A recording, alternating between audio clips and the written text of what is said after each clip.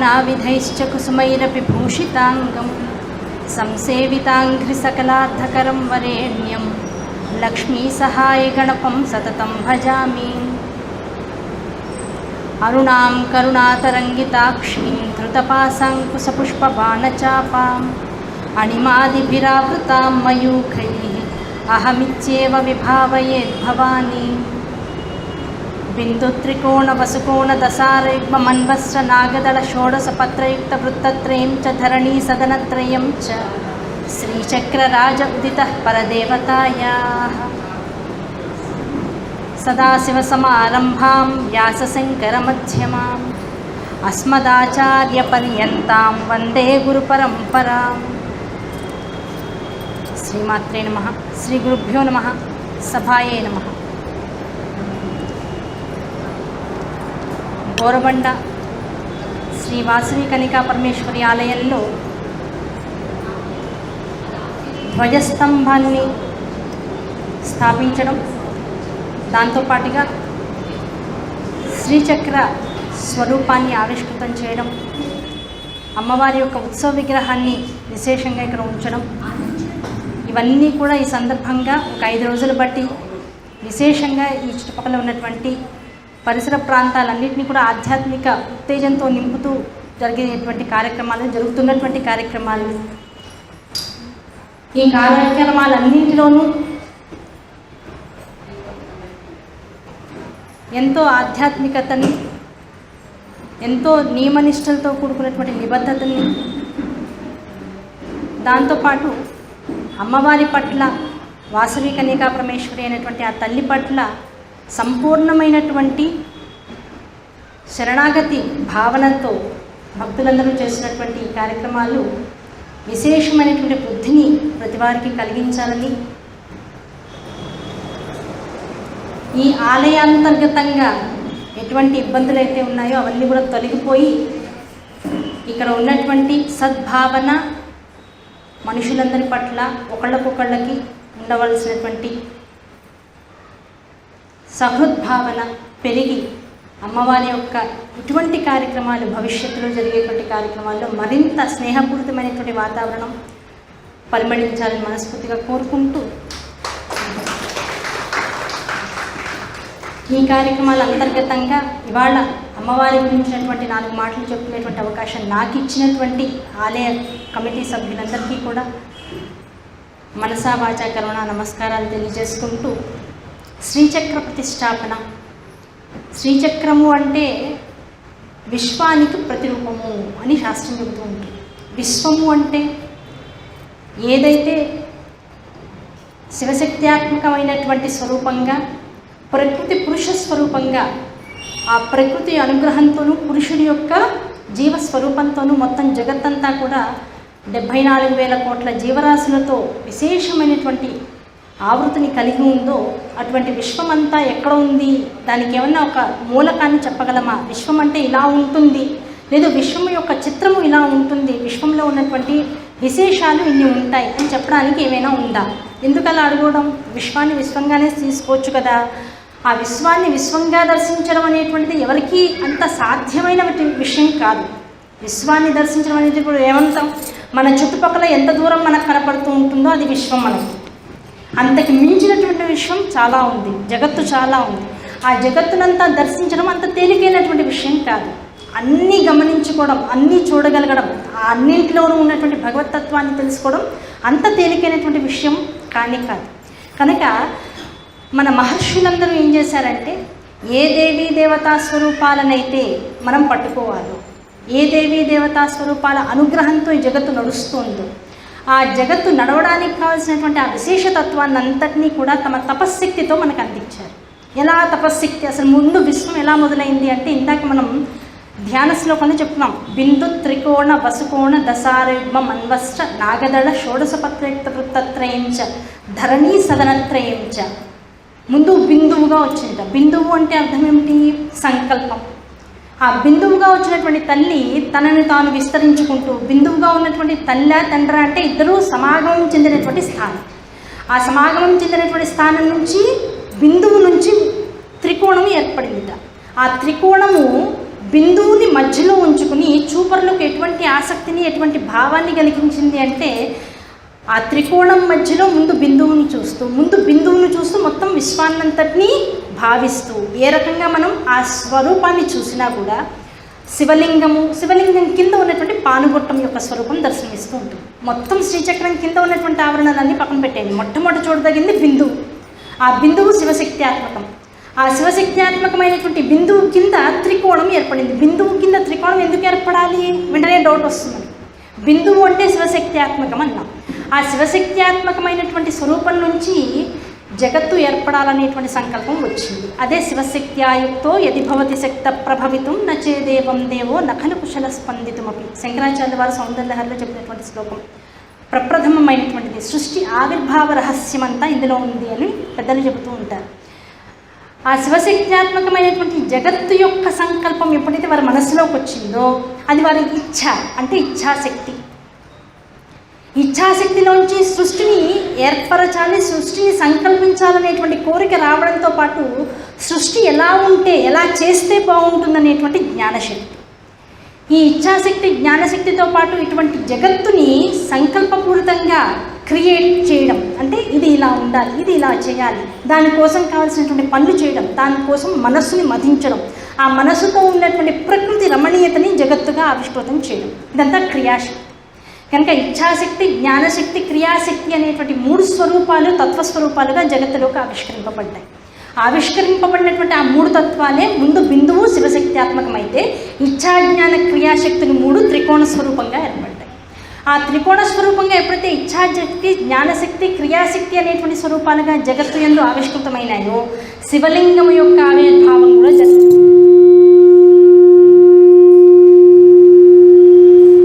ఎప్పుడైతే శివలింగం యొక్క ఆవిర్భావం జరిగిందో దాన్ని ఆ స్వరూపంగా మనం దర్శించడం మొదలెట్టాము. బిందువు శివస్వరూపమైతే త్రికోణములు శక్తి తత్వములు అని మొత్తం శ్రీచక్ర ఆవిర్భావ రహస్యంలో ఒక విశేష నియమంగా చెప్తూ ఉంటారు. త్రికోణములు ఎన్నైతే ఉన్నాయో జగత్తులో అవన్నీ కూడా అమ్మవారి స్వరూపం అనుకుంటే, బిందువులు ఎన్ని ఉన్నాయో అవన్నీ శివస్వరూపాలుగా చెప్పబడుతూ ఉంటుంది. ముందు శివుడు వచ్చాడు, శివుడు ద్వారా అమ్మవారి యొక్క సంకల్పశక్తి జగత్తుగా ఆవిష్కృతమైంది. అలా ఆవిష్కృతమైనటువంటి జగత్తు ఇచ్ఛాజ్ఞాన క్రియాశక్తులతో విశేషంగా అలరారింది. అటువంటి 3 శక్తులతో కూడుకున్నటువంటి 3 బిందు స్థానములతో కూడుకున్నటువంటి జగత్తు ఇప్పుడు ఏమైంది? ఆ 3 స్థానం నుంచి 8 కోణములుగా విస్తరించింది. ఆ 8 కోణములుగా ఉన్నటువంటిది 16, ఆ 16 తర్వాత 14, 14 తర్వాత మరి 10, అలా తనను తాను విస్తరింప చేసుకుంటూ, ఏమంటే తనకి తానుగా ఎలా విస్తరిస్తుందండి?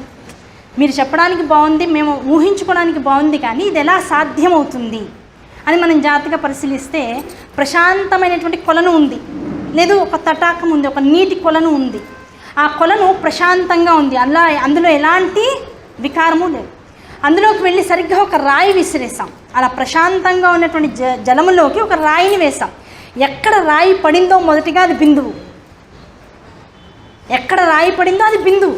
అక్కడి నుంచి తరంగాలు విస్ఫోటనం చెందుతూ ఉంటాయి, ఏర్పడుతూ ఉంటాయి. ఎన్ని తరంగాలు వచ్చాయి అంటే లెక్క పెట్టలేనన్ని తరంగాలు వచ్చాయి. ఆ తరంగాలన్నీ ఎలా ఉంటాయి? ఈ రాయి ఎంత బలంగా పడిందో దాన్ని అనుసరించి ఒక్కొక్క తరంగము కూడా రకరకాల వైబ్రేషన్స్తో కూడి జలధరిస్తూ, అంటే తనలో తాను రమిస్తూ విస్ఫోటనం చెందుతూ ఉంటుంది. అలా ఈ జగత్తు అనబడేటువంటి బిందు స్థానం ఏదైతే ఉందో అది తనను తాను విస్ఫోటనం చెందించుకుంటూ 9 రకాల ఆవరణలుగా విస్ఫోటనం చెంది, ఆ విస్ఫోటనంలోంచి కొన్ని త్రికోణాలుగా, కొన్ని చతుర్భుజాలుగా, కొన్ని దశారయుగ్మాలుగా, అష్టదళ కోణాలుగా, దశ కోణాలుగా, 16 అంటే షోడశ దళాలుగా ఉన్నటువంటి కోణముగా ఇన్ని రకాలుగా విస్తరించుకుంటూ వెళ్ళిపోయింది. అలా విస్తరించుకున్నటువంటి మొత్తం శ్రీచక్రం ఏదైతే ఉందో అదే జగత్తు యొక్క స్వరూపం. ఏమండి, అదే జగత్తు యొక్క స్వరూపం అంటే ఇప్పుడు ఆ జగత్తులో ఏమున్నది? శివశక్త్యాత్మకము అని చెప్తున్నాం కదా. ఆ శివశక్త్యాత్మకమైనటువంటి జగత్తులో 43 త్రికోణాలు, 43 త్రికోణాలతో పాటు ఇంకా 5 బిందు కోణాలు, అంటే 4 బిందు కోణాలు శివశక్త్యాత్మకం. 5 శక్తి చక్రాలని చెప్తాం, 4 శివచక్రాలు అని చెప్తాం. ఈ 4 శివచక్రాలు, 5 శక్తి చక్రాలు 2 ఇలా ఇంటర్లింక్ అవుతాయి అని చెప్తూ ఉంటుంది. ఇంటర్లింక్ ఎందుకు అవుతుంది? అసలు ఆ రకంగా శ్రీచక్రం ఉండాలి, ఆ రకంగా సృష్టి యొక్క రహస్యమంతా జరగాలని ఎవరు రాశారు అంటే శివుని యొక్క సంకల్పమే జగత్తంతా అని మరొకసారి చెప్పుకుంటూ ఉండాలి. ఎన్నిసార్లు అయినా సరే ఇది ఒక్క మాట చెప్పుకోవాలి. ఇదంతా కూడా శివశక్త్యాత్మకమైనటువంటి సంకల్పమే. ఆ సంకల్పంలో శివుడు 4 ఎందుకున్నాడండి? పైగా అమ్మవారు పైనుంచి 5 కోణాలుగా ఉంటే కిందకి, అయ్యవారి కింద నుంచి 4 కోణాలుగానే ఎందుకున్నారు? ఆయన కింద ఉండి ఆవిడ పైన ఉండడం ఏమంత సమంజసం? మనం లలితా శాస్త్రం పుస్తకాల్లో కూడా చూస్తూ ఉంటాం. అయ్యవారు కింద పానుగొట్టం మీద శయ్య మీద పడుకుని ఉంటే ఆయన పర్యంకం మీద అమ్మవారు కూర్చుని ఉంటుంది. చూడ్డానికి ఆ విభూతి అర్థం కాదు, ఆ తత్వం అర్థం కాదు, కానీ అది అమ్మవారు అనేటువంటి భావంతో నమస్కారం చేసేసుకుంటూ ఉంటాం. ఆ విషయాన్ని వదిలేస్తూ ఉంటాం. వదిలేస్తూ ఉండడంలో ఉన్నటువంటి రహస్యం ఏంటంటే అసలు మనకేమీ తెలియదని అర్థం. ఆ విషయాన్ని తెలుసుకుంటే అయ్యవారు కింద నుంచి ఎందుకు 4 కోణాలుగా విస్తరించారు, అమ్మవారు పైనుంచి 5 కోణాలుగా ఎందుకు కిందకి అధోముఖ చలనం చేస్తూ కనపడుతున్నారు అనేటువంటి విషయాన్ని తెలుసుకుంటే, ఇప్పుడు మనం కింద శ్రీచక్ర ప్రతిష్టాపన జరిగింది 4 రోజులు బట్టి. ఈ ప్రతిష్టాపన ముందు ఏం చేశారు? విశేషంగా హోమాలు జరిపించారు. ఋత్విక్కులందరూ కలిసి హోమాలు చేశారు. ఆ హోమాలలో యజ్ఞకుండాన్ని ఏర్పాటు చేశారు. ఆ యజ్ఞకుండాన్ని ఏర్పాటు చేసి చక్కగా యజ్ఞంలో ఉన్నటువంటి అగ్నిని రగల్పజేశారు. అగ్నిని రగిలిస్తే అగ్ని ఏం చేస్తుంది? ఎంత కట్టెలన్నా పెట్టని, ఎంత కర్పూరం అన్నా పెట్టని, ఏమన్నా పెట్టి హోమగుండం లోపల వేశారు. ఆ హోమగుండం లోపల వేసిన అగ్ని కూడా ఏం చేస్తుంది? ఊర్ధ్వముఖ చలనం చేస్తుంది. ఇప్పుడు శివుడు దేంతో సమానం? అగ్నితో సమానం. అగ్నియే శివుడు. ఆ శివుడు అయినటువంటి వాడు ఏం చేశాడు? ఊర్ధ్వముఖ చలనం చేస్తున్నాడు. ఎక్కడ ఉన్నా సరే ఊర్ధ్వముఖ చలనం చేస్తున్నాడు. 4 కోణాలుగా విస్తరించాడు. ఆ 4 కోణాలు ఏముంటాయా అంటే మహత్, అవ్యక్తము అని మొట్టమొదటి చెప్తా. అవ్యక్తము అంటే వ్యక్తము కానటువంటిది, గోచరము కానటువంటిది, చూడడానికి అవకాశం లేనటువంటిది. అవ్యక్తముగా ఒకటి. అలాగే మహత్తు అంటే దేనిదైనా ఒక గొప్పతనం చెప్పాలి. అబ్బా ఫలానా గుడికి వెళ్ళానండి, బోరబండలో వాసవి కన్యకా పరమేశ్వరి గుడిలో అమ్మవారి యొక్క శ్రీచక్ర ప్రతిష్టాపన చేశారు, అబ్బా ఎంత వైభోగంగా ఉందో. చూసినటువంటి కళ్ళకి తెలుసు, అనుభవించినటువంటి మనస్సుకు తెలుసు. నేను అనుభవించినటువంటి ఆనందాన్నో ఆ విశేషాన్నో ఇంకో 10 మందికి తెలియజేయాలంటే నేను ఎంత చెప్పినా అసలు ఎంత బాగా చేశారో, అసలు ఆ శ్రీచక్రాన్ని చూస్తుంటే ఎంత బాగుందో, దాని బిందు స్థానాన్ని నిజంగా చేత్తో ముట్టుకుంటే అమ్మవారి పాదాలు రెండింటినీ ఒకేసారి ముట్టుకున్నట్లుగా ఆ భావన నా బ్రహ్మరంధ్రం మీద ఉన్నటువంటి అమ్మవారి యొక్క పాదాల యొక్క స్ఫురణను నాకు కలిగించిందనేటువంటి భావన ఎంత చెప్పినా తీసుకునేటువంటి వాడికి అర్థం కాదు. ఎప్పుడు అర్థమవుతుంది అంటే వాడు కూడా అనుభూతిని అనుభవిస్తే కానీ అర్థం కాదు. కనుక దేన్నైనా విశేషంగా చెప్పాలి అంటే అది ఇంకా కష్టంగా ఉందండి. ఈజీగా చెప్పండి. ఇవాళ నేను వంకాయ కూర అద్భుతంగా చేశానండి, కొత్తిమీర కారం పెట్టి చేశాను. తింటే ఆహా అద్భుతం అనిపించింది. ఆ అద్భుతం నేను అద్భుతం అంటుంటే నీకు అర్థం కాదు, అది నువ్వు తింటే తప్ప నీకు అర్థం కాదు. ఏదైనా అనుభూతి చెందాలి.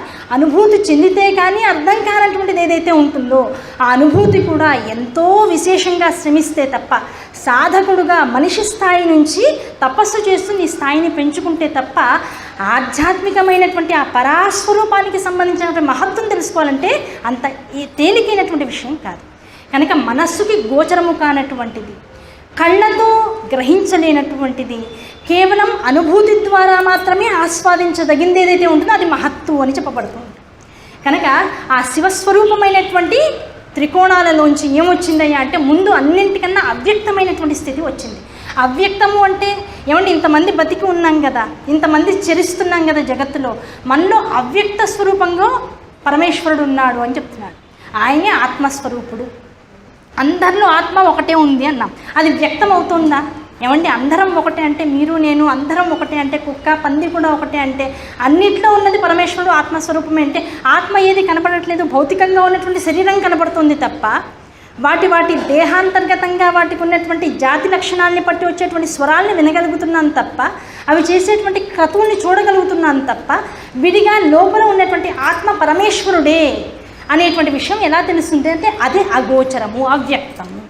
ఆ అవ్యక్త స్థితిని తెలుసుకోవడం అంత తేలికైన విషయం కాదు. ఆ అవ్యక్తముగా అన్నింటి యందు ఉన్నటువంటి వాడు ఎవడైతే ఉన్నాడో వాడు పరమేశ్వరుడు.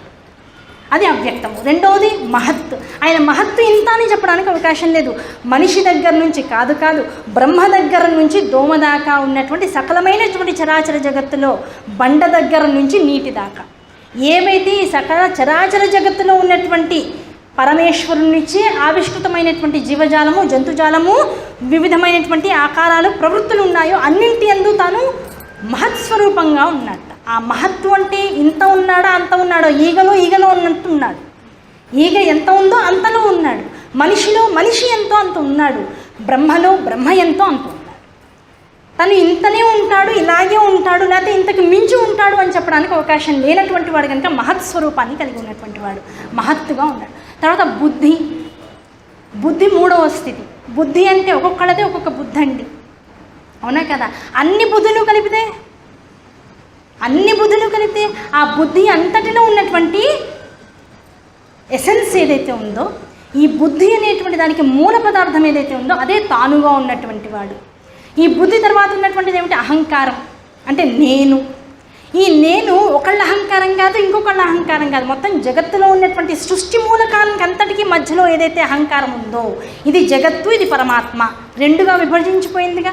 ఆ రెండుగా విడబడినప్పుడు అహంకారం అనేటువంటిది ప్రజ్వలించింది. కనుక ఇప్పుడు పరమేశ్వరుడు యొక్క రూపాలు ఎలా ఉన్నాయి కోణాలలో? ఒకటి అవ్యక్త దశలో, ఒకటి మహత్ దశలో, మూడవది బుద్ధి దశలో, నాలుగవది అహంకార దశలో ఉన్నాయట. ఈ నాలుగు ప్రజ్వలిల్లుతున్నాయి, ఊర్ధ్వముఖ శశలనం చేస్తున్నాయట. అలా ఉన్నటువంటి హోమగుండంలో మరి హవిస్సు వేయాలిగా, నెయ్యి వేయాలిగా, ఏదైనా ఘృతముతో కలిపి హోమగుండంలో వేస్తూ ఉండాలి. వేస్తే కదా అప్పుడు ఇదంతా ప్రజ్వలిల్లి అసలైన ఫలం మనకి లభిస్తుంది. తల్లి వెంటనే తనను తానుగా అధోముఖ చలనం చేయించి 5 కోణాలుగా విస్తరింపజేసుకుంది. అంటే ఇప్పుడు చూడండి, ఇప్పుడు శ్రీచక్రము అంటే అర్థం ఏమిటి? ఏదో కింద ప్రతిష్ఠించారండి, ఏదో కళ్ళతో చూసాం కానీ మాకు ఇంకా అర్థం కాలేదు అంటే, ఇప్పుడు మనం చేసినటువంటి హోమగుండంలో ఉన్నటువంటి రహస్యాన్ని తెలుసుకుంటే, కింద ఉన్నటువంటి హోమగుండంలో ఉన్నటువంటి హోమ విశేషం అదంతా పరమేశ్వర స్వరూపం అనుకుంటే, పైనుంచి వేసినటువంటి హవిస్సులు ఏవైతే ఉన్నాయో అవన్నీ అమ్మవారి యొక్క స్వరూపంగా మనం స్వీకరిస్తే, అమ్మవారు ఏం వేస్తుందిట? పంచ తన్మాత్రలు, పంచేంద్రియాలు, పంచ కర్మేంద్రియాలు, జ్ఞానేంద్రియాలు, పంచ ప్రాణములు, అవునా కదా? ఇవి ఏవి పంచ పంచ పంచ అనేటువంటి విశేషంతో మొత్తం జగత్తుగా విస్తరించిందో ఆ పంచ వివిధాలైనటువంటి విషయాలన్నింటినీ అమ్మవారు హోమద్రవ్యాలుగా వేస్తారు. ఆ వేస్తూ ఉంటే ఏమైంది? ప్రాణముతో కూడుకున్నటువంటి ప్రాణ అపాన వ్యాన ఉదాన సమానములు అనేటువంటివి 5 కూడా ఆవిర్భాగంలో హోమగుండంలో పడుతున్నాయి ఆవిర్భాగంగా. అలాగే మనలో ఉన్నటువంటి పంచేంద్రియాలు, అవునా? పంచేంద్రియాలు ఏం చేస్తాయి? జ్ఞానేంద్రియాలు వింటాయి, చూస్తాయి, ఆఘ్రాణిస్తాయి, వాసన చూస్తుంటాయి, రుచిని చూస్తుంటాయి, సుఖాన్ని అనుభవిస్తుంటాయి. జ్ఞానేంద్రియాలు. కర్మేంద్రియాలు పాదాలతో నడుస్తూ ఉంటాయి, మలమూత్ర విసర్జన చేస్తూ ఉంటాయి, చూసేదానిలో, చేసేదానిలో, అనుభవించేదానిలో ఉన్నటువంటి తత్వాన్ని తెలుసుకుంటూ ఉంటాయి జ్ఞానేంద్రియాలు. ఇలా మనం మనిషికి ఉన్నటువంటి లక్షణాలు ఏవైతే ఉన్నాయో వాటన్నిటినీ కనపడేటువంటి వాటిగా చేస్తూ, అలాగే పంచభూతాలు, మనకి పంచభూతాలు కనబడుతున్నాయి. ఏమంటే గాలి కనబడుతుంది కదండి, వెంటనే అంటాం పంచభూతాలు కనబడుతున్నాయి అంటే గాలి కనబడట్లేదు కదా, అనుభవంలోకి వస్తుంది. ఇక కనపడకపోతే అనుభవంలోకి వస్తుంది. ఓ నిమిషం ఫ్యాన్లన్నీ తీసేసి కూర్చుందాం, ఏమవుతుంది? నదీ నవదలన్నీ ఇప్పుడు ఇక్కడే పారుతూ ఉంటాయి కదా. కనుక అనుభవానికి వచ్చేటువంటివి, గ్రహింపు శక్తికి దగ్గరలో ఉన్నటువంటివి ఇవన్నీ పంచభూతాలు. ఇవన్నీ కూడా అమ్మతత్వాలు. అయ్యవి కనపడవు, అమ్మవి కనపడుతూ ఉంటాయి. ఈ కనపడేటువంటి రెండింటి యొక్క సంయోగ క్రియ ఏదైతే ఉందో అదే శ్రీచక్రం, అవునా కదా? ఇన్నాళ్ళు శ్రీచక్రం అంటే ఏదో భయపడ్డామండి, తీరా చూస్తే మనమే శ్రీచక్రం. ఈ మనమే అంటే అర్థం ఏమిటి? జగత్తులో ఏది ఉందో, జగత్తులో ఏది ఉంది? నీలో ఏది ఉందో అది జగత్తులో ఉందయ్యా.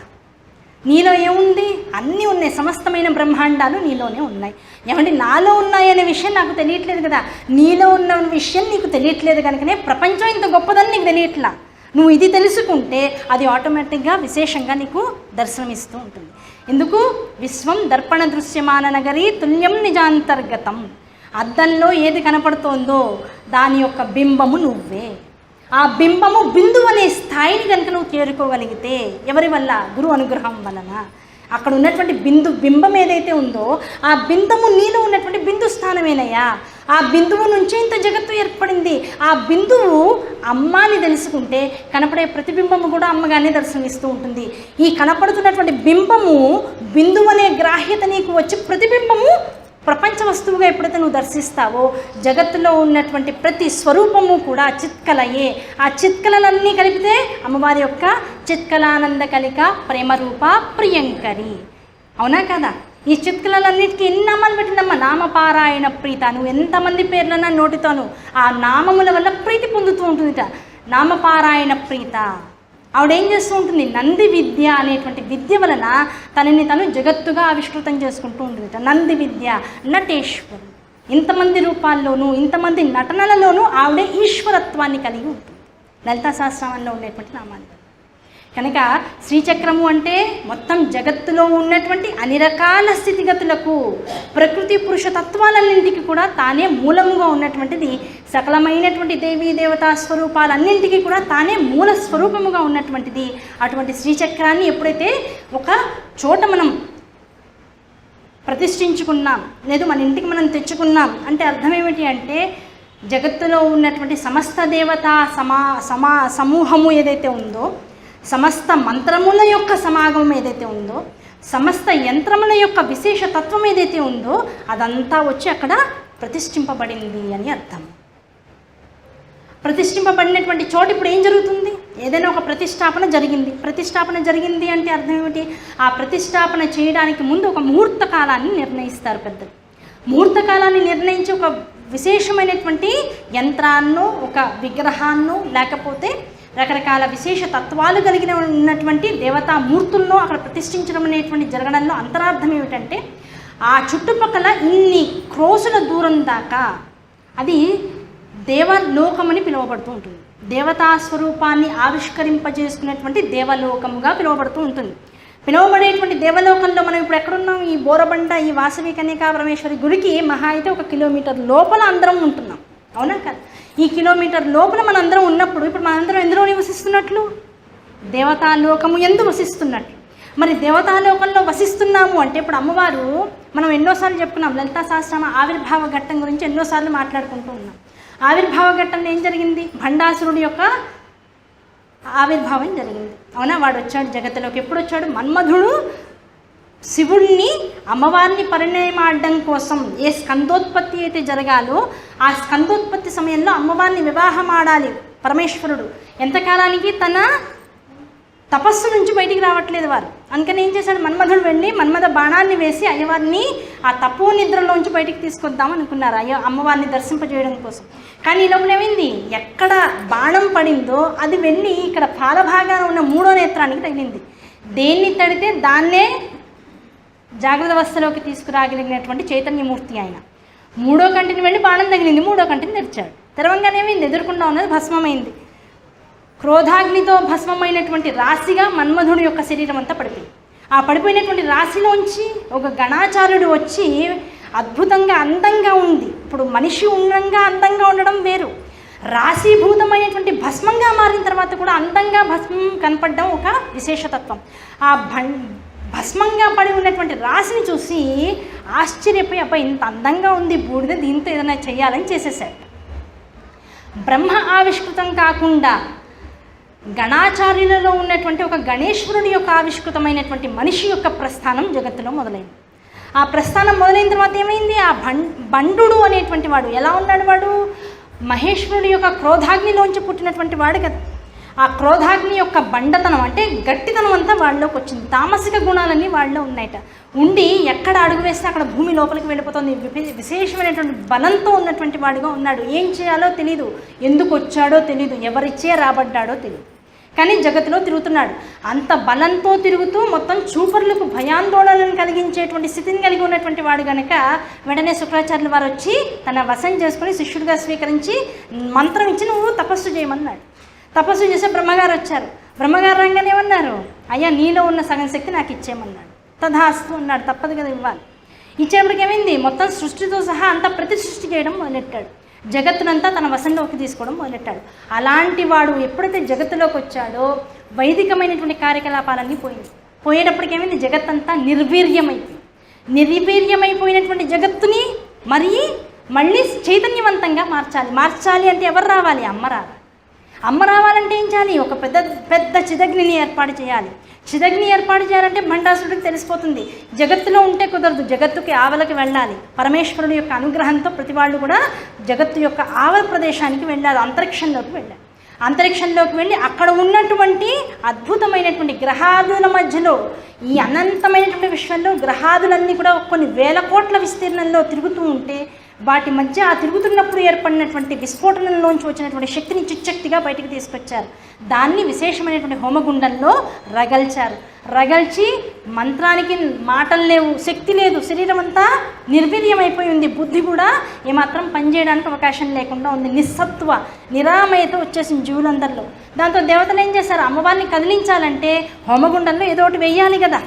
ఆ వేసేవన్నీ తమ శరీర భాగాలని వాళ్ళని అర్పించుకున్నారు. అర్పించుకునేటప్పటికి ఏమైంది, అమ్మవారికి ఆ ఆర్ద్రత తెలిసింది. తెలవగానే వెంటనే జగత్తులోకి చిదగినికుండ సంభూత దేవకార్య సముద్యత ఎలా వచ్చిందట, ఉద్యద్భాను సహస్రాభ చతుర్బాహు సమన్విత. ఎలా ఉందిట, రాగస్వరూప పాసాఢ్య క్రోధాకారాంకుశోజ్వల మనోరూపేక్షు కోదండ పంచతన్మాత్ర సాయక. ఎలా ఉందిట, నిజారుణ ప్రభాపూర మజ్జద్బ్రహ్మాండ మండల. అమ్మవారి యొక్క రూపాన్ని ఇక్కడ నుంచి ఆవిష్కృతం చేసుకొచ్చారు. వచ్చింది జగత్తులోకి. ఏమిటి బాబు అంది అమ్మ. ముందు ఆకలిని చెప్పకుండా వాళ్ళ యొక్క నిస్సత్వం చూడంగానే వెంటనే తన శరీరంలోంచి రకరకాల ఫలపుష్పాదులన్నింటినీ కూడా బయటికి ఇచ్చి, కూరగాయలన్నింటి బయటికి ఇచ్చి, ముందు నేత్రాలతో సహస్రాక్షి సహస్రపాత్ ముందు నేత్రాల్లోంచి వర్షాన్ని కురిపించి అక్కడ ఉన్నటువంటి ఇబ్బందినంతా తొలగించేసింది. కరుణామృత వర్షంలో అందరినీ తడిపేసింది. తన శరీరంలోంచి వచ్చినటువంటి రకరకాలమైనటువంటి ఆహార పదార్థాలతో అందరి కడుపులు నింపింది. తర్వాత భండాసురు వధ చేసి, ఆ భండాసురు వధ చేసిన తర్వాత ఏం చేశారు, అమ్మ నువ్వు ఇక్కడే ఉండిపో అన్నారు. ఆవిడేముంది, ఆ బాబు ఇక్కడ ఎలాగో ఉంటాను కానీ నా అసలు ప్రదేశం ఉందయ్యా, అదే మన మణిద్వీపం. సుధాసింధోర్మధ్యే సురవిటపి వాటి పరివృతే మణిద్వీపే నీపోపవనవతి చింతామణి గృహే శివాకారే మంచే పరమశివ పర్యంక నిలయాం భజంతి త్వాం ధన్యాః కతిచన చిదానంద లహరి. నా ఆవాసము మణిద్వీపం ఉందయ్యా, అందులోకి వెళ్ళాలి నేను అన్నారు. అమ్మ నీతో పాటు మేము కూడా వస్తాం, చూస్తాం ఒకసారి అన్నారు. తీసుకువెళ్ళి అద్భుతమైనటువంటి మణిద్వీపంలో మధ్యలో ఉన్నటువంటి చింతామణి గృహంలో 9 ఆవరణలు కలిగినటువంటి ఆ మహాసింహాసనం మీద ఆ బైంధవ స్థానంలో అడ్డపట్టిగా మహాశివుడు మహాకామేశ్వర స్వరూపాన్ని ఆవిష్కృతం చేసుకుని పడుకుని ఉంటే ఆయన పర్యంకం మీద ఆసీనురాలై మొత్తం జగత్తునంతా కూడా తన కరుణామృత దృష్టితో అలరారుతూ కూర్చుని. ఆ తల్లిని చూడంగానే ఇప్పుడేమైంది ఇంతసేపు మనం చెప్పుకుంది ఏమిటి, ఈ బోరబండలో ఈ వాసవి కన్యకా పరమేశ్వరి ఆలయంలో గత 5 రోజుల నుంచి జరిగిందంతా ఏమిటి, భండాసుర వధ జరిగిన తర్వాత ఇప్పుడు ఏమైంది, అమ్మవారు శ్రీచక్రరాజ నిలయగా బైంధవ స్థానంలో వచ్చి ఇక్కడ అలంకృతమైంది. అటువంటి తల్లిని ఇప్పుడు మనం ఏం చేయాలి, అప్పుడు మణిద్వీపంలో ఉన్నటువంటి వారందరూ ఏం చేశారు, ఎంతమంది వచ్చారు, ఎన్ని వేల కోట్ల జగత్తులు, అన్ని వేల కోట్ల జగత్తులకి సంబంధించిన బ్రహ్మ విష్ణు మహేశ్వరులు, ఇంద్రాదులు, దాంతోపాటు ఋషులు, మానవాదులు, సిద్ధ గురువులు, దాంతోపాటు దేవగురువులు, వీళ్ళందరితో పాటు ఉన్నటువంటి మహా తపస్సులు, వీళ్ళందరూ కూడా అక్కడ ఏకీకృతమయ్యారట. అంటే జగత్తుకి కనీసం ఒక 10 మందిని వేసుకున్నా ఇన్ని వేల కోట్ల జగత్తులోంచి కొన్ని కోట్ల వ్యవస్థలో ఉన్నటువంటి వాళ్ళందరూ ప్రముఖులందరూ వచ్చి అక్కడ నుంచున్నటువంటి వారందరూ ఏం చేశారు, అమ్మని తదేక నిష్ఠతో చూస్తున్నారు. చూస్తూ ఉన్నటువంటి వారిని చూస్తూ ఉండడం కాదయ్యా, అమ్మని చూస్తూ అమ్మని పట్టుకోవడం తెలుసుకోవాలి. దేని ద్వారా పట్టుకుంటాడు మనిషి, నామం ద్వారా పట్టుకుంటాడు. కారణం ఏమిటి, అమ్మవారు నామపారాయణ ప్రియ. ఆ నామాన్ని ఎప్పుడైతే నువ్వు పట్టుకుంటావో, నామంతో అమ్మవారిని విశేషంగా అర్చన చేస్తావో, ఆ నామానికి సంబంధించినటువంటి తత్వస్వరూపాన్ని అమ్మ స్వరూపంగా నువ్వు దర్శనం చేయగలుగుతావో, అప్పుడేమవుతుంది, మళ్ళీ భండాసురుడు పుట్టడానికి అవకాశం లేకుండా జగత్తంతా కూడా రక్షణ కవచం లోపల ఉంది. కనుక వెంటనే వసిన్యాది వాగ్దేవతలు ఏం చేశారు, ఈ ఉన్నటువంటి వాళ్ళందరికీ లలితా సహస్రనామాన్ని ఉపదేశించిన తర్వాత ఏం చేశారు, మీ లోకాలకు వెళ్ళండి అయ్యా, మీ లోకాలకు వెళ్ళి రోజు ఈ లలితా సహస్రనామాన్ని అమ్మవారి యొక్క మణిద్వీపంలో ఉన్నటువంటి ఈ మూర్తిని మనసులో భావిస్తూ నిత్యపారాయణ చేసుకోండి. ఆ నిత్యపారాయణ వల్ల ఏం జరుగుతుంది, ఏ మూర్తి దర్శనం అయితే జరిగిందో ఆ మూర్తి స్థిరముగా మనసులో నిలుస్తుంది. దాన్ని మనం ప్రకరణంగా తీసుకుని ఈ బోరబండలో ఈ వాసవి కన్యకా పరమేశ్వరి ఆలయంలో మనం గత 5 రోజులుగా చేసుకుంటున్నటువంటి ఈ కార్యక్రమంలో ఈ ప్రతిష్టాపన ఏదైతే జరిగిందో ఆ ప్రతిష్టాపన అంతర్గతంగా అమ్మవారు ఏ లలితా సహస్రనామాన్ని అయితే మనకి అందించిందో, ఏ సౌందర్యలహరిని అయితే శంకరాచార్య వారి అనుగ్రహంతో జగత్తుకంతా విస్తరింపజేసిందో అటువంటి స్తోత్రాదులన్నింటినీ కూడా నిత్యపారాయణ చేయాలి. ఎన్నాళ్ళు చేయాలి అంటే కనీసం 45 రోజుల పాటు. ఎలా, నియమనిష్టలతో అని చెప్పి ఏ ప్రతిష్టాపన జరిగినా 45 రోజుల పాటు ముందు నియమనిష్టలతో నిత్యము, ఇవాళ ఎంతమంది ఉన్నారో, నిన్న ఎంతమంది ఉన్నారో, రేపు ఎంతమంది వస్తారో శోభాయాత్రకి, అంతమంది కూడా కొన్నాళ్ల పాటు దీని యొక్క విశేషమైనటువంటి ఒక విధానంగా తీసుకుని, ఒక తపస్సుగా తీసుకుని నిత్య పారాయణ గుడిలో జరిగేటట్లుగా చేయాలి. అలా చేయడం వల్ల ఏం జరుగుతుంది? ఎక్కడ నిత్య పారాయణ జరుగుతుందో, ఇందాక కూడా అదే నామం చెప్పుకున్నాం, ఇప్పుడు మళ్ళీ అదే నామం, నామపారాయణ ప్రీత. ఎప్పుడైతే నామము యందు ప్రీతి కలిగినటువంటి తల్లిగా ఎప్పుడైతే ఇక్కడ విలసిల్లుతుందో ఆవిడ ఆనంద భైరవి స్వరూపాన్ని కలిగి ఉంటుంది. ఆనంద భైరవి స్వరూపాన్ని అమ్మవారు కలిగి ఉంది అంటే అర్థం ఏమిటి? ఈ చుట్టుపక్కల ఏరియాల్లో ఆవిడ నిత్యము ప్రతి రోడ్లోనూ మనం అనుకుంటాం, అబ్బా ఈ బోరబండ రోడ్డు బాగా బిజీగా ఉంటాయండి అనుకుంటాం కదా. ఇక్కడికి వచ్చి అబ్బా ట్రాఫిక్ అనుకోకుండా ఎవరైనా వెళ్తారా ఇక్కడ నుంచి? ఈ ట్రాఫిక్ మధ్యలో ప్రతి చోట ఆవిడ నడుస్తూ ఉంటుంది.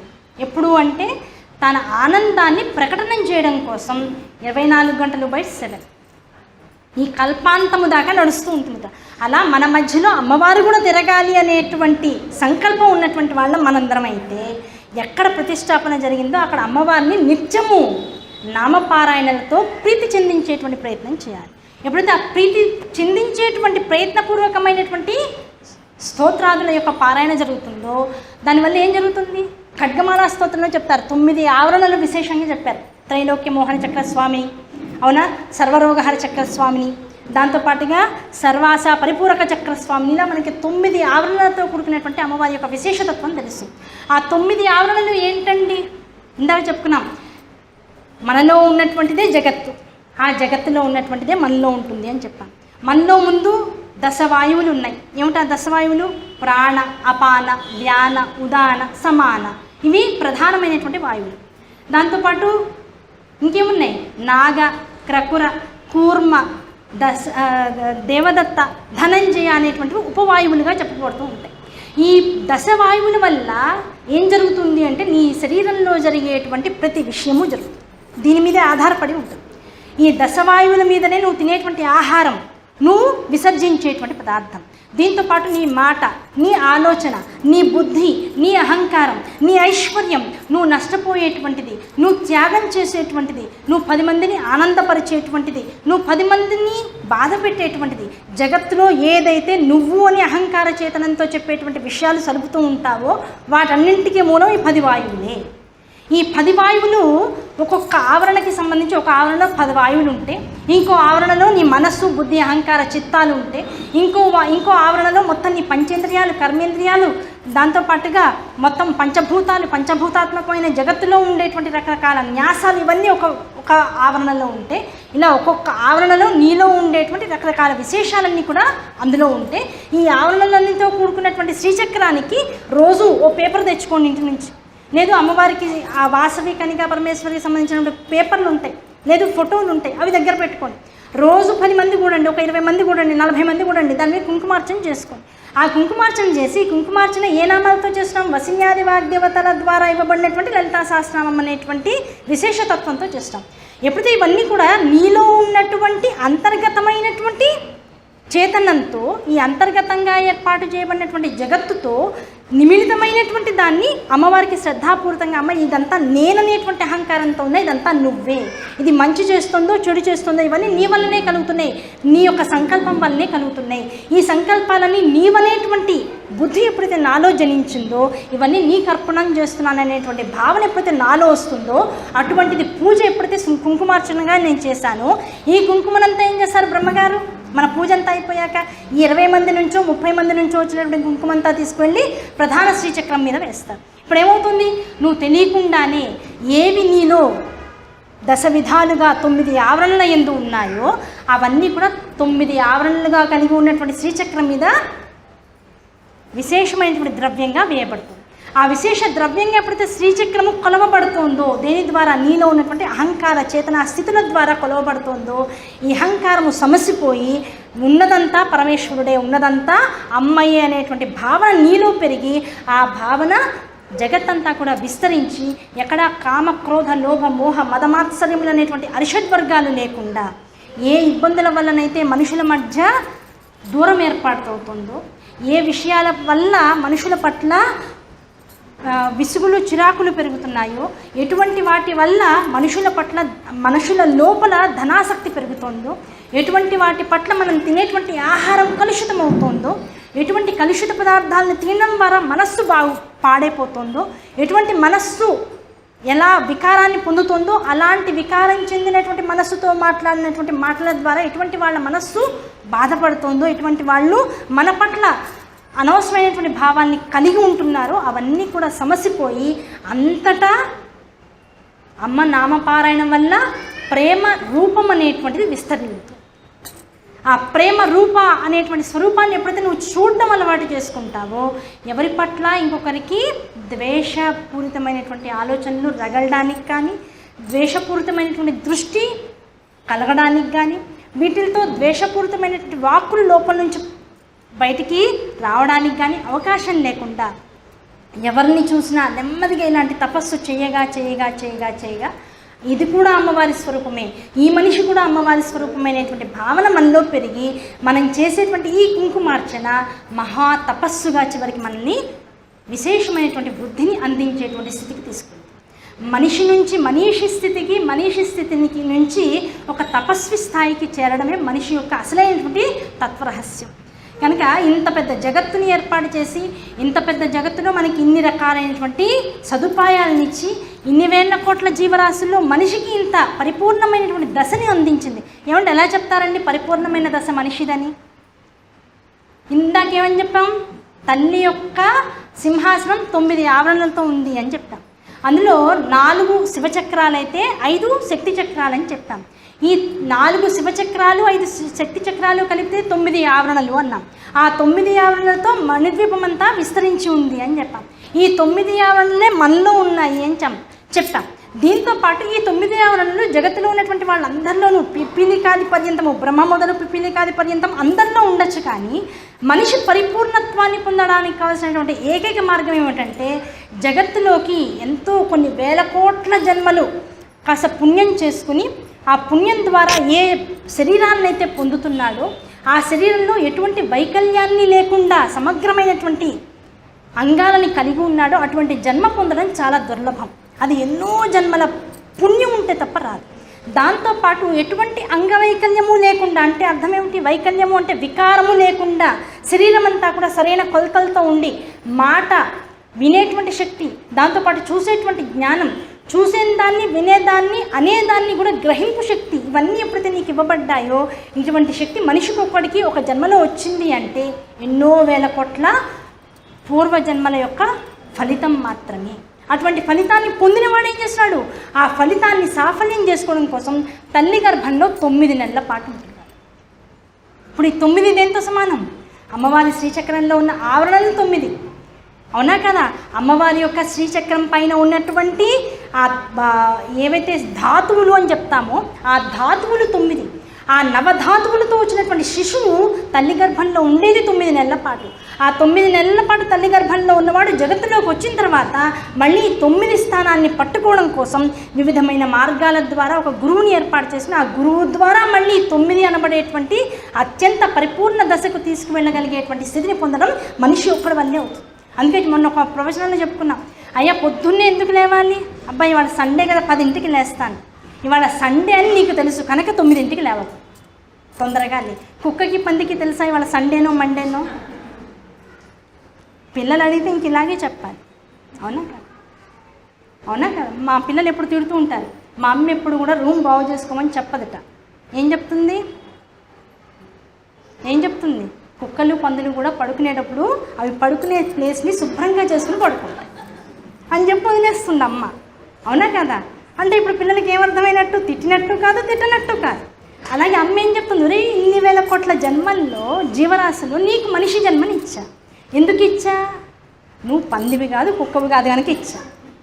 అంత పుణ్యం నువ్వు చేసుకున్నావు కనుక ఇచ్చా. ఈ చేసుకున్న జన్మతో నువ్వు ఇప్పుడు ఎలా మారాలి? ఇలాగే ఉండిపోయి నేను అది తింటా, నేను ఇది తింటా, తినక్కర్లేనివి తింటా, తినాల్సినవి వదిలేస్తా, నాకు ఎప్పుడు ఎలా నచ్చితే అలా ఉంటా, వీళ్ళని అలా అంటా, వాళ్ళని ఇలా అంటా అంటే ఇంక నువ్వు మనిషిగా పుట్టావు తప్ప మనిషి గుణాలు లేనటువంటి వాడిని. కనుక నెక్స్ట్ జన్మ ఏమిటి? మళ్ళీ నీకు నెక్స్ట్ జన్మ ఏమిటి? ఇంకా చెప్పక్కర్లేదు. ఏ గుణం ఉంటే ఎలా ప్రవర్తించాలో ఆ గుణాన్ని విసర్జించాము అంటే అర్థం ఏమిటి? ఇంకా ఆ గుణంతో కూడుకున్నటువంటి దేహం ఇంకా నీకు అక్కర్లేదు అని అర్థం.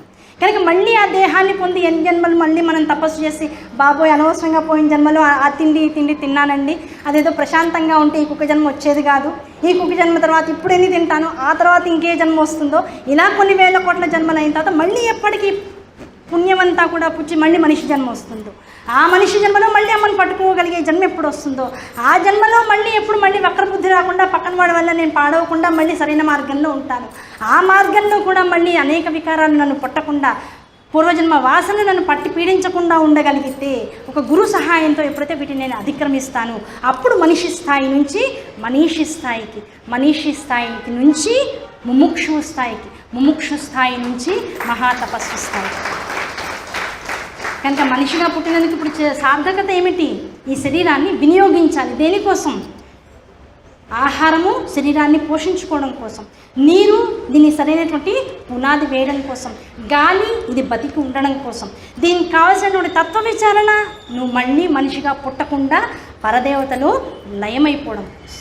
కనుక ఆధ్యాత్మిక విచారణ ఎప్పుడైతే దేహానికి ఇవ్వబడినటువంటి శరీరానికి న్యాయం చేసేంత స్థాయిలో నీకు ఉన్నటువంటి శక్తులన్నింటినీ ఒడ్డి అమ్మవారి ముందు అహంకార రాహిత్యంతో కూర్చుంటావో ఆ కూర్చున్న మరుక్షణం తల్లి ఆనందిస్తుంది. ఆనందించి చెప్పేదేమిటి? నేను ఎందుకు నీకు ఈ జన్మ ఇచ్చానో దాన్ని సార్థకత చేసుకుంది. ఆనందం కదా. అమ్మ చెప్పిన పని చెప్పినట్లుగా చేస్తే అమ్మ ఏం చేస్తుంది? వెంటనే అమ్మ ఏం చేస్తుంది? మన ఇందాక కూర్చొని నక్షత్ర హారతి ఇచ్చారు స్వామివారికి, అవునా కదా? ఆ నక్షత్ర హారతి ఇస్తుంటే అందరం నుంచి చూస్తూ ఉన్నాం, కానీ భావన ఎక్కడికి వెళ్ళాలి? పిల్లవాడు అమ్మ పెద్ద ఐఏఎస్ ఆఫీసర్, ఇంటికి 10 మంది వేరే వేరే ఆఫీసర్లు అందరూ వచ్చారు, లేకపోతే ఇంకోళ్ళు ఎవరో వచ్చారు, మాట్లాడుతుంటే పిల్లవాడు ఏం చేస్తాడు? అమ్మ ఏదో చాలా మీటింగ్లో ఉందని దూరం వెళ్ళిపోతాడా? వెళ్ళిపోయి అమ్మ చెవులోకి వెళ్ళి నాకు మ్యాగీ కావాలని చెప్పి, ఇంకా ఎంతసేపు కూర్చుంటావు, నాకు మ్యాగీ కావాలి, ఆకలి వేస్తుంది అంటాడు. ఆవిడ అంటుంది 1-2 నిమిషాలుగా బాబు అంటే. ఎంత పెద్ద ఆఫీసర్ అయినా కొడుకు నన్ను 1-2 నిమిషాలుగా ప్లీజ్ బతిలాడుతుంది. మిగతా వాళ్ళందరూ శివుని బతిలాడుతూ ఉంటారు, ఈవిడేం చేస్తుంది? పిల్లవాడిని బతిలాడుతుంది. అలా అమ్మ ముందు నువ్వు ఇప్పుడు ఏమైపోవాలి? హారతిస్తున్నటువంటి సాధకుడిగా ఉన్నంతసేపు అమ్మ వేరు నువ్వు వేరు, ద్వైతంలోకి ఉన్నావు. ఆ ద్వైతంలోంచి అద్వైతం వైపుకు వెళ్ళాలి. ఎప్పుడైతే అద్వైతంలోకి వెళ్ళావో వెళ్ళిపోయి అమ్మ ఏం చేస్తుంది? నువ్వు ఒళ్ళో కూర్చోబెట్టుకుంటుంది. ఇప్పుడు ఇస్తున్నటువంటి హారతులు అమ్మకా నీకా? అమ్మతో ఉన్నటువంటి నీకు కాదు, అమ్మగా మారినటువంటి నీకు కూడా ఆ హారతులు వస్తుంది. అటువంటి స్థాయికి వెళ్ళిపోవాలి మనిషి. అంతే తప్ప ఇంకా ఇక్కడే ఉంటా, ఇంకా ఇందులోనే కొట్టుకుపోతూ ఉంటా, ఇంకా ఎవరో సుఖంగా ఉన్నారు ఆ సుఖాన్ని నాకు లేదని ఏడుస్తూ ఉంటా. అంతే తప్ప ఈ మాత్రం సుఖం లేని వాళ్ళని చూసి అయ్యో వీళ్ళకి లేనివన్నీ నాకు ఉన్నాయే, చేతులు లేని వాళ్ళని చూసి నాకు చేతులు ఉన్నాయి, మాట్లాడలేని వాళ్ళని చూసి నాకు మాటలు వచ్చాయి, చదువు రాని వాళ్ళని చూసి నాకు చదువు వచ్చి, అయ్యో ఏ రకమైనటువంటి సంస్కారం లేని వాళ్ళని చూసి నాకు సంస్కారం ఉందే, నా తల్లిదండ్రులు ఇంత గొప్పగా నన్ను పెంచారే, మా అత్తమ్మ వాళ్ళ ఇంట్లో నేను ఇంత సుఖంగా ఉంటున్నాను, రాత్రి 9 అవుతున్నా ఇంకా ఇక్కడ ఉన్నా అంటే మా ఆయన ఎంత మంచివాడు. అంతే కదా, రాత్రి 9:30 అవుతున్నా కూడా ఇంకా ఇక్కడ కూర్చుని ఇంకా అబ్బా ఏముంది ఎంత బాగుందని ఇలా వింటున్నావు అంటే ఇంట్లో మొగుడు చాలా మంచివాడని అర్థం. ఇంత చేస్తున్న ఇంత అనుగ్రహాలు మన మీద ఉన్నా కూడా ఇంకా నాకేదో లేదని ఏడుస్తున్నావు అంటే అర్థం ఏమిటి? మనుషులమా కాదా? మనుషులమా కాదా? ఏడవాల్సిన అవకాశం లేకపోయినా అవసరం లేకపోయినా ఏడ్చేటువంటి వ్యవస్థలు వెతుక్కుంటూ ఉంటున్నాం, నిత్యం ఏడుపుతూనే ఉంటున్నాం, ఏడుస్తూనే ఉండడానికి ఇష్టపడుతున్నాం, ఒకళ్ళతో కంపేర్ చేసుకుంటున్నాం, ఆ కంపారిజన్లో ఆనందాన్ని పొందుతున్నాం. దాన్ని సాధించడం కోసం పరదేవతలని ఆశ్రయిస్తాం.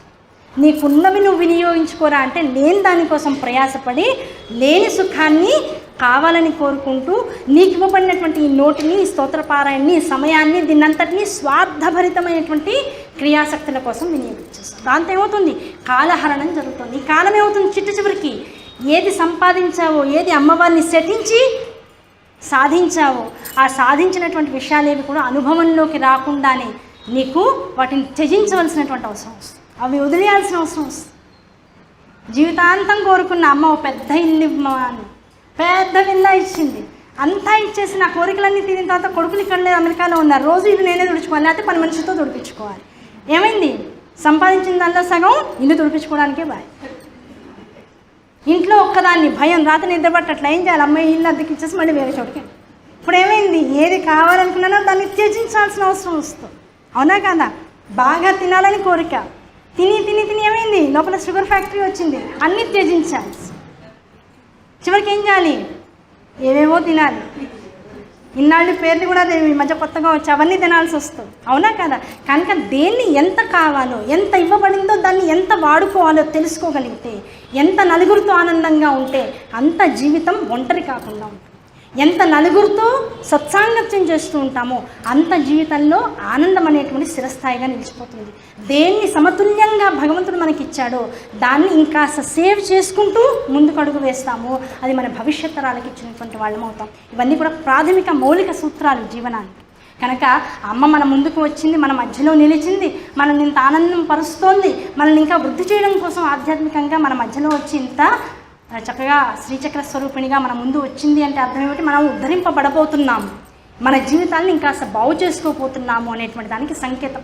ఎలా బాగు చేసుకుంటాము అంటే చెప్తున్నాను కదా, ముందు 45 రోజులు. ఏమంటే 45 రోజులు చేస్తే అయిపోతుంది కదా, రోజు వచ్చేస్తామండి. 45 రోజులు అక్కడ టిక్ మార్క్ పెట్టుకుంటూ ఉంటాం, కొట్టేస్తూ ఉంటాం. 45 రోజులు అయిపోతే రామ్ రామ్ అనుకుంటే కుదరదు. ఈ 45 రోజులు చేసినటువంటి విశేషమైనటువంటి పారాయణలు ఏవైతే ఉన్నాయో, ఏ శక్తిని అయితే 45 రోజుల పాటు శ్రమించి నువ్వు ఒక నిలబెట్టుకున్నావో ఆ శక్తిని ఏం చేయాలి? నిరంతరం దర్శిస్తూ స్పర్శిస్తూ ఉండాలి. ఇంట్లో పెద్దవాళ్ళు ఉన్నారు, ఫ్యాన్ పెట్టాం, ఏసీ పెట్టాం, అన్నీ పెట్టేసాం, టైంకి అన్నీ అందించే పని మనుషులతో అన్నీ ఉన్నాయి, మనుషులం కనబడట్లేదు. ఆవిడకేం లోటు లేకపోవచ్చు కాక మనుషులం కనబట్ల, కొడుకు కనబట్ల, కోడలు కనబట్ల, మనవలు లేరు, ఇంటికి వచ్చేపోయేవాళ్ళు లేరు. ఏమైపోతుంది? అమ్మ దిగనాశిని పోయి బాబోయ్ ఇంట్లో ఉండడం నరకంతో సమానమని భావిస్తుంది. అనిపిస్తుంది అవరే దీనికన్నా నన్ను పోయి వృద్ధాశ్రమంలో పడేయండిరా బాబు, అక్కడ కనీసం మాట్లాడుకోవడానికి 4 ఉంటారు. ఇప్పుడు తండ్రులు అడుగుతున్నారు మమ్మల్ని వృద్ధాశ్రమంలో చేర్చండి. ఇదివరకు తల్లిదండ్రుల్ని పిల్లలు చేర్పిస్తే వాళ్ళు బాధపడేవాళ్ళు. ఇప్పుడు ఇంట్లో ఎవరు లేక ఆ ఒంటరి జీవితం కన్నా 10 మంది ఉన్న జీవితాన్ని, 10 మంది ఉన్న చోట బతకడానికి వాళ్ళు ఇష్టపడుతున్నారు. కనుక మనం ఏం చేయాలి? ఇంటిని ఇంటిగా ఉంచడం కాదు, ఆ ఇంటిని దేవాలయంగా మార్చాలి. అంటే నిరంతరం అమ్మ ఎలా ఉన్నావు రోజు చూసి అమ్మే, అమ్మ అన్నం తిన్నావా? ఏమంటే అమ్మల్ని అయితే అడుగుతామండి, అత్తగారులు అంటే కొద్దిగా కష్టం, అవునా కదా? ఇంతసేపు ఇంటికి బయట ఉన్నా కూడా మనల్ని బాగానే చూసుకుంటున్న మొగుడికి అమ్మే కదా ఆవిడ. అటువంటి మొగుడిని మనకి ఇచ్చినటువంటి తల్లి పట్ల ఇంకెంత జాగ్రత్తగా ఉండాలి. మనల్ని కన్నా తల్లి ఓ మాట అన్నా పర్వాలేదు, ఆవిడ ఏ మాట పడకుండా ఉంటే ఆ భర్తకి మనం ఇచ్చేటువంటి విలువ పెరుగుతుంది. కనుక ఆ అత్తగారిని తల్లులుగా చూసుకుంటూ నిత్యం మాట్లాడాలి. అమ్మ ఎలా ఉన్నావు, అన్నం తిన్నావా, బాగున్నావా? అలా మన చుట్టుపక్కల ఉన్నటువంటి బంధాలని, బంధుత్వాన్ని నిలబెట్టుకోవడం ద్వారా మనిషిగా ఎలా ఒక స్థాయికి ఎదిగాము, అలాగే మనం ఏర్పాటు చేసినటువంటి ఇలాంటి ఆలయాల్లో మనం ఏర్పాటు చేసినటువంటి ఇంత లక్షల కోసం, అవునా కదా? ఊరికే వచ్చిందా ఈ ఆలయం? ఈ 5 రోజుల కార్యక్రమానికి ఎంత అయింది? విఠల్ సార్ని అడిగితే చెప్తారు. ఎంత అయిందో ఒక విషయం అకౌంట్ బుక్లోనే ఉంటుంది. శరీరం ఎంత కష్టపడింది, సింగిల్ మ్యాన్ షో, అవునా కదా? ఎంత కష్టపడ్డారు వారు, అవునా? అంత కష్టంలోనూ అంత చేసి ఇప్పుడు ఈ 5 రోజుల కార్యక్రమం అయిన తర్వాత ప్రశాంతంగా ఇంట్లో నిద్రపోతే ఆహా అనిపిస్తుంది. మళ్ళీ పొద్దున్న 5 రోజుల కార్యక్రమం అయింది, ఇంకా మనం వెళ్ళక్కర్లేదు గుడికి అని ఎవరికి వాళ్ళు ఉండిపోతే గుడి 4 రోజుల్లో బూజు పట్టిపోతుంది. కనుక నిరంతరం ఆలయానికి రావాలి, నిరంతరం. ఎందుకంటే మనం ఇష్టపడేటువంటి దేవత మనల్ని ఉద్ధరిస్తుంది, మనల్ని బాగు చేస్తుంది. జగత్తునంతటికీ కూడా ఒక శక్తిని ఇవ్వగలిగేటువంటి శక్తిపీఠాలు లాంటివి దేవాలయాలు ఏవైతే ఉన్నాయో అవి సమగ్రమైనటువంటి సాంప్రదాయాన్ని, సంస్కృతిని ప్రవహింప చేస్తాయి. అదే కులదేవత కనుక ఉన్నట్లయితే ఆ కులదేవతని కనుక మనం సరిగా కొలుచుకోలేకపోతే, ఆ ఉన్నటువంటి క్షేత్రాన్ని నిర్లక్ష్యం చేసినట్లయితే నెమ్మదిగా కులక్షయం జరుగుతుంది. ఇది నేను చెప్పిన మాట కాదు సుమ, ఇది నేను చెప్పిన మాట కాదు, శాస్త్రం చెప్తున్నటువంటి మాట. కుల దేవతకి విశేషమైనటువంటి ఇంట్లో కూడా మన దేవత మండపం ఉంటుంది. పెద్దలను అడగండి, గురువులు ఉంటే చెప్తారు. ఏం చెప్తారు? మొట్టమొదటి స్థానం అన్నింటికన్నా పెద్ద పీట ఎవరికి వేయాలి అంటే కులదేవతకి వేయాలి. ఒక్కొక్కళ్ళ ఇంట్లో ఒక్కొక్క కులదేవత ఉంటుంది, అవునా కదా? ఇక్కడ ఉన్నటువంటిది వాసవి కన్యకా పరమేశ్వరి స్వరూపం. ఆవిడ వైశ్యుల కులముకంతటికి కూడా ఆవిడ అధిష్టాత్రి. అటువంటి దేవాలయం ఉంది ఇక్కడ అంటే ఎంతో అదృష్టం చేసుకుంటే కానీ రాదు. ఆ కులదేవతకి ఇంత పెద్ద ఆలయం ఉండడం అనేటువంటిది ఒక విశేషమైనటువంటి కష్టం. ఆ దేవతకి ఇన్ని లక్షల కోట్లు పెట్టి ఇంత విశేషంగా చేసుకున్న తర్వాత అమ్మని పలకరించడానికి 10 మంది రావట్లేదు అంటే ఇంకంతకు మించినటువంటి దుర్దశ ఏదైనా ఉందా? ఆ మహోన్నతమైన పీఠ మీద అమ్మవారిని కూర్చోబెట్టిన తర్వాత పూట పూట అమ్మ నేను వచ్చాను కాదు, అమ్మ నువ్వు నేను ఇద్దరం ఒకటే, ఆ నువ్వు నేను ఇద్దరం అనేటువంటి భావన నాలో ఇంకాస్త పెరిగేదాకా నిత్యం నీ దర్శనం నేను చేసుకుంటూ ఉండాలి. గుడికి ఎందుకు రావాలండి? జగత్తంతా ఉన్నటువంటి ఆ శక్తి ఏదైతే ఉందో అన్ని చోట్ల ఉంది కదా, అన్ని చోట్ల ఉన్న శక్తిని అనుభవిస్తూ పోతే చాలు కదా, గుడికి ఎందుకు రావాలి? ఒరే, అన్ని చోట్ల ఉన్నటువంటి శక్తి ఒకటే అయినా ఆ శక్తికి ఒక చోట కేంద్ర స్థానము ఆకర్షణ శక్తి అనేటువంటిది ఏర్పాటు చేశాం కొన్ని రకాల వాస్తు నియమాలు, ఆగమశాస్త్ర నియమాలని బట్టి. ఆ శక్తి దగ్గరికి వచ్చాం, ఏమైంది? ఈ సభలో ఎక్కడైనా కూర్చుని మాట్లాడచ్చు. ఇక్కడ మాట్లాడితే ఉన్నంత శక్తి అక్కడ కూర్చుని మాట్లాడితే వాయిస్కి రాదు. కారణం, ఇక్కడ ఆ వ్యవస్థ ఏర్పాటు చేయబడింది. ఇక్కడ దీనిలో ఒక మైక్ ఏర్పాటు చేశారు. దీంతో మాట్లాడితే బయట వాళ్ళకు కూడా వినపడేటువంటి శక్తి ఇక్కడ ఉన్నటువంటి విషయాలకు ఉంది. ఈ ఎత్తైనటువంటి పీఠం మీద కూర్చోవడం వల్ల 10 మందికి కనబడేటువంటి అవకాశం మనకు ఉంది. ఇలాంటి వ్యవస్థలో కూర్చుని మాట్లాడితే చేసేటువంటి పని 10 మందికి ఉపయుక్తంగా మారుతుంది. అవునా కదా? అలాగే గుడి అనేటువంటి దేనికి దోహదకారి?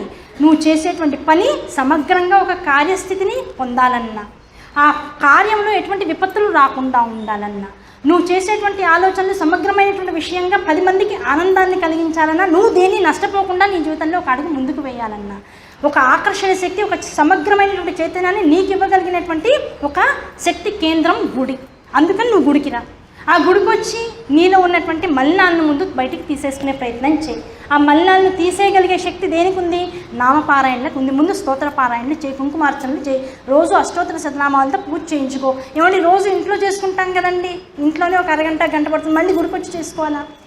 ఇంట్లో ఉండి చేసేటువంటిది కొంత నువ్వు ఏర్పాటు చేసుకునేటువంటి వ్యవస్థలో చేసేటువంటి పూజ, అది ఇంటి బాగు కోసం. గుడికి వచ్చి చేసుకునేటువంటి పూజ సమగ్రమైనటువంటి చిత్కలానంద కలిక, అమ్మవారి చిత్కలా స్వరూపంగా జగత్తంతా విస్తరించింది. ఆ చిత్కలానంద కలిక ఆనందకలితమైనటువంటి ప్రపంచాన్ని దర్శనం చేసుకోవాలి. ఎక్కడ ఉపద్రవాలు రాకూడదు, వంశాలు బాగుండాలి, కులాలు విస్తరించాలి, దీంతోపాటు అందరూ ఆనందంగా ఉండాలి. ఆనందంగా ఉండేవాళ్ళు మనం కూడా ఉండాలి. ఆ భావనతో బ్రహ్మగారు నోరు, ఆ బ్రహ్మగారు ఎవరు? మంత్రాధిష్టానం, మంత్రాన్ని వశం చేసుకునేటువంటి వారు. ఆ మంత్రాధిష్టానికి అమ్మవారు వశమై ఉంటుంది. అటువంటి అమ్మవారిని వశం చేసుకున్నటువంటి బ్రహ్మగారి నోట్లోంచి చేసేటువంటి సంకల్పాదులతో చేసేటువంటి పూజ నీకు అమితమైనటువంటి శక్తిని ఇస్తుంది. అటువంటి పూజ వలన గుడి ఇంకాస్త పూకటి వేళ్లతో చక్కగా గట్టిగా నిలుస్తుంది. ఇంకాస్త లోపలికి వెళ్తాయి వేళ్ళు, ఇంకాస్త గట్టితనం వస్తుంది, కాండానికి విస్తరిస్తుంది జగత్తంతా. దానికోసం గుడికి రావాలి. దానివల్ల వంశము విస్తరిస్తుంది, మనకున్నటువంటి ఆధ్యాత్మిక చింతన విస్తరిస్తుంది, సమాజంలో ఆధ్యాత్మికత సంతరించుకుంటూ ముందుకు వెళ్తూ ఉంటుంది. ఇటువంటి లాభాలన్నీ మనసులో పెట్టుకుని గుడిని వృద్ధి చేసుకోవాలి. దాంతోపాటు మనం వృద్ధి చెందాలి. ఈ వృద్ధులన్నీ కలిపితే జగత్తంతా కూడా అమితమైనటువంటి అమ్మవారి స్వరూపంగా దర్శనం ఇస్తూ ఉండాలి. అది ప్రతిదానికి కూడా మూలమైనటువంటి విశేషం. అటువంటి విశేషాన్ని తెలుసుకుంటూ ఇంత అద్భుతమైనటువంటి స్థితిగతుల్లో ఇక్కడ ఈ సభలో మనందరం కలవడం అనేటువంటిది అమ్మవారు ఇచ్చినటువంటి ఒక అద్భుతమైనటువంటి అవకాశంగా మనందరం స్వీకరిస్తూ ఈ అద్భుత అవకాశాన్ని మళ్ళీ ఇంకెక్కడో ప్రతిష్టలు జరిగితే ఎక్కడికో పోతూ ఉంటాం, బస్సులెక్కి రైళ్ళెక్కి ఎక్కడికో వెళ్తూ ఉంటాం, అక్కడ పలానా చోట పెద్దగా ప్రతిష్టాపన చేశారట. మన దగ్గర అమ్మవారు ఇంత ఈజీగా మనం నడుచుకుంటూ రాగలిగేటంత సమీపంలోకి మనల్ని తీసుకొచ్చి కూర్చోబెట్టింది అంటే మనల్ని బాగు చేయడం కోసం మాత్రమే. కనుక ఆ బాగు చేసేటువంటి సమయాన్ని వృధా చేసుకోకుండా బాగుపడడం కోసం ఏ భవిష్యత్తు అయితే మనకి ఇవ్వబడిందో ఆ భవిష్యత్తుని ఆనందదాయకంగా మలుచుకోవడం కోసం నిరంతరం అమ్మవారి దర్శనం చేసుకుందాం. అందరం అభివృద్ధి మార్గంలో నడుద్దాం, మన వంశాలను వృద్ధి చేసుకుందాం. వాసవి కన్యకా పరమేశ్వరి అనుగ్రహంతో కుల వృద్ధి, దాంతోపాటుగా జగత్తు యొక్క అభివృద్ధి, దీనంతటిని కూడా సంకల్పపూరితంగా చేసుకుంటూ అందరం ఆనందంగా ఉందాం. ఇటువంటి అవకాశాన్ని ఇచ్చినటువంటి ప్రతి వారికి కూడా మనసా శిరసా వశిసా మనసు మరోసారి నమస్సులు తెలియజేసుకుంటూ శ్రీమాత్రే.